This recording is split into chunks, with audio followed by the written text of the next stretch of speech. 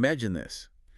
You're stepping into this incredible mountain lodge deep in the Kananaskis Rockies, Alberta. It's mid-June 2025. Beautiful setting. Stunning.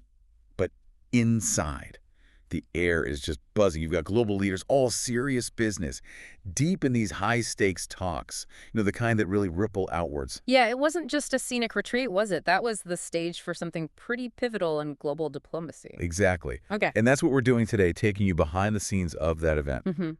This deep dive, it's really your shortcut to understanding that whole complex dance of global power. The forces shaping things right now. We're going to unpack what really happened. Beyond the photo ops in the headline. Right. The strategy, the surprising moments that made this gathering so important. So our focus, Prime Minister Modi's big visit to the G7 summit in Canada, June 16th to 17th, 2025. And honestly, this trip, it had layers, lots of underlying drama, some really surprising stuff. It really did. We're going to unravel the shifting alliances, the tricky business of fixing diplomatic problems, and these new voices really challenging the old ways. This summit was like a snapshot of the world changing, wasn't it? Perfectly put. A microcosm of a world in flux. So maybe let's start with the G7 itself. Set the scene a bit. Good idea. You've got the US, UK, Germany, France, Italy, Japan, and Canada.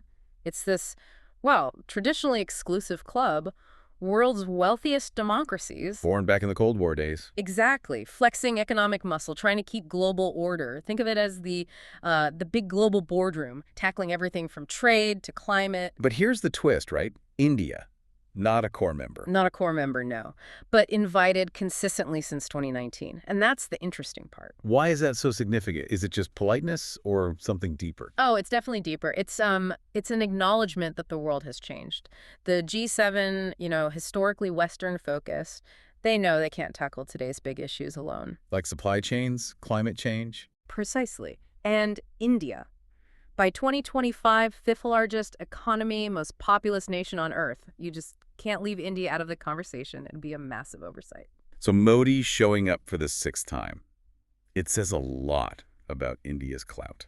It underscores India's relevance, absolutely. It's a pragmatic thing, too. The G7 needs India, and India wants that global stage. And it wasn't just a casual chat they were having in Kananaskis. The agenda was intense. A real pressure cooker. You had huge topics: energy security, AI, quantum tech. Plus all the simmering geopolitics, Middle East, Ukraine. Right. And layered on top of that, the trade tensions, thanks to Trump's tariff policies. But definitely not a cozy fireside chat, more like high-stakes chess. Absolutely. Every handshake, every statement, it all carried weight. Okay, so let's dive into one of the most watched moments. Modi meeting Canada's new PM, Mark Carney. Shaking hands, maybe not fists this time. Right, this is the big one. The backdrop, as you know, is this deep freeze in India-Canada relations. Stemming from the 2023 killing of Hardeep Singh Nijjar in BC. Exactly. Then PM Trudeau pointed fingers at Indian government agents. India called it absurd. Things got very tense. Diplomatic expulsions, the works. Frostier than an Alberta winter, as they say. Yeah, pretty much. So, along comes Mark Carney, economist, now politician, took office March 2025, and he clearly wanted to thaw things out.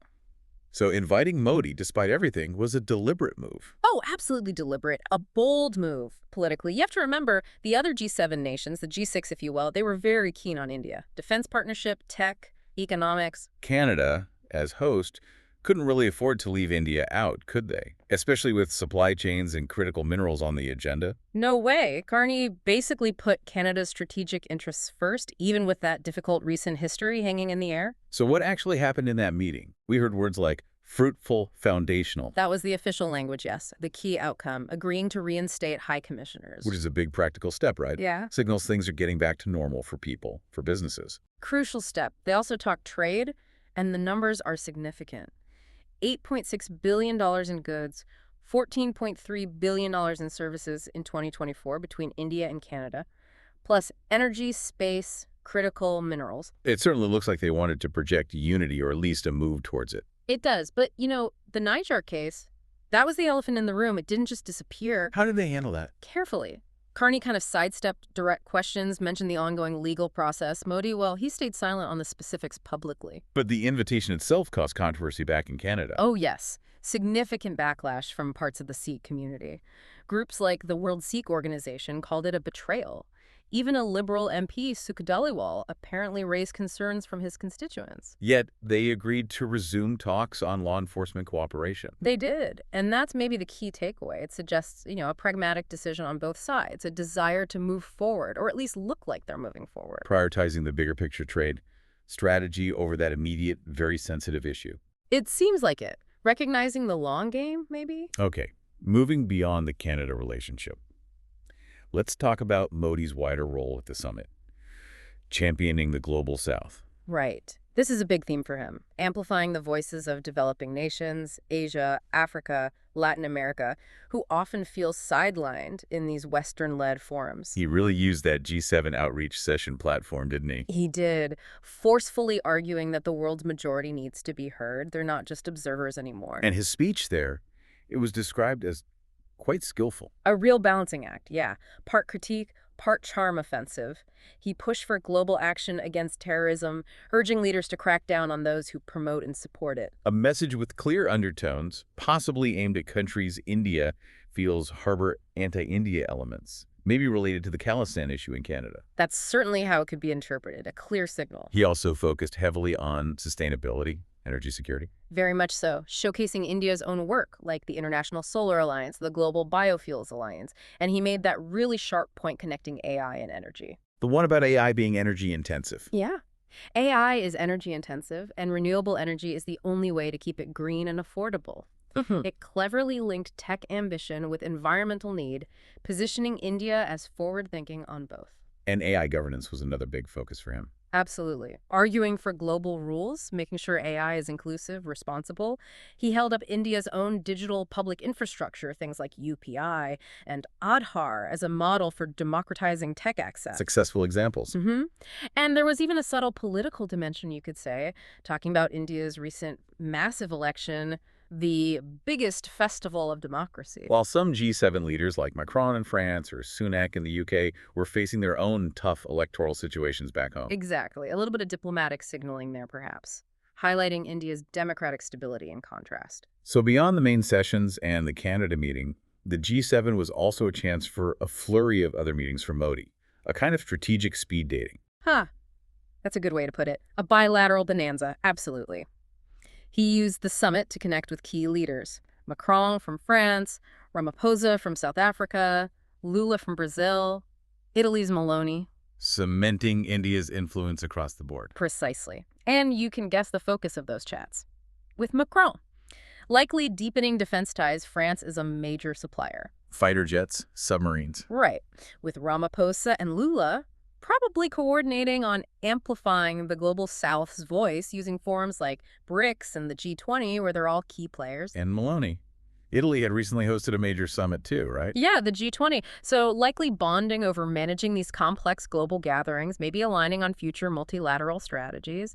Modi was really working the room, advancing India's varied interests. Like a DJ mixing track, someone said. That fits. Keeping everyone engaged. But one meeting that didn't happen was a one-on-one with President Trump. Correct. Trump left the summit early. There was that escalating situation between Israel and Iran demanding his attention. What were the implications of that missed meeting, especially with Trump's trade policies causing friction? Well, it was significant. Trump's tariffs were already shaking things up. Modi likely used his other platforms, even without Trump there, to subtly push for stability in global supply chains. Highlighting India's role in things like pharmaceuticals, tech components. Exactly. Reinforcing India's position as a crucial, reliable partner in keeping the global economy ticking. So let's zoom out. The bigger picture. Yeah. Why did this particular G7 summit matter so much? Well, it really felt like a snapshot of a world under pressure, didn't it? You had the Middle East tensions, the war in Ukraine still dragging on, those trade disputes. A lot of flux. And the G7 itself seemed to struggle to come up with big, bold agreements, partly because Trump left early. That certainly didn't help cohesion. It highlights this ongoing challenge for the G7's relevance. Some people even call it a Cold War relic. Is inviting countries like India, Brazil, South Africa just a way to stay relevant then? It's definitely a strategic move, yeah. Almost essential, you could argue, to keep the G7 from becoming obsolete in this more multipolar world. But for India specifically, this summit felt like a win. Oh, clearly. Modi's presence, his 6th consecutive invite, it just hammered home India's economic rise, Projections are it'll be the third largest economy very soon. And its growing tech influence. Absolutely. His calls on AI governance, sustainable energy, it positioned India as a leader, proposing solutions, not just a guest listening in. It was a statement. And the diplomatic reset with Canada, that was a concrete achievement. A huge one. After all the tension under Trudeau, Carney's outreach, getting the high commissioners back in place, it signals a fresh start, even with the Niger case still lingering in the background. Both sides seem keen to focus on trade, the people-to-people links. It appears so. You can't ignore the huge Canadian-Indian diaspora, 1.8 million people, around 770,000 Sikhs, plus nearly 1 million Indian students and professionals in Canada. There's a mutual interest in stable ties. And one more piece of context. This trip came shortly after India's Operation Sindoor in April 2025. That's right. The military strike against terror targets in Pakistan after the Pahalgam attacks. So Modi arriving at the G7, it was also about projecting strength, stability, decisive action on a global stage. Good timing for that. Very strategic timing. It also helped counter some domestic critics back in India who are trying to paint the initial G7 invite situation as some kind of snub. This visit effectively shut that down. So a success on multiple fronts, international and domestic. Definitely. Showcasing India's confidence and capability. So connecting all this back to our listeners, why should you care about these diplomatic meetings in a fancy mountain lodge? Well, because it actually touches your life. India pushing for sustainable energy. That could speed up the global move to greener power, impacting your energy costs, the environment you live in. And the talk about AI governance. That directly affects your data, how technology shapes your job, your daily interactions. And the India-Canada thaw, it means smoother processes for family members, for students, for businesses operating between the two countries. It's not just abstract diplomacy. Not at all. These things have real, tangible consequences. So, maybe a final thought to leave people with. What really strikes me is how these old power structures like the G7 are constantly being pushed and reshaped. By rising economies, by new geopolitical realities, it's a profound shift. It makes you wonder, doesn't it? What does this mean for how the world solves problems together in the future? Can these exclusive clubs still lead effectively when power is so much more spread out? It's the big question. And watching these summits, understanding the dynamics, the motivations, it's like watching the evolving story of our interconnected world unfold. You really need to look beyond the headlines to grasp what's truly driving things. Absolutely. It's complex, it's constantly changing, and understanding it helps make sense of where we're all headed.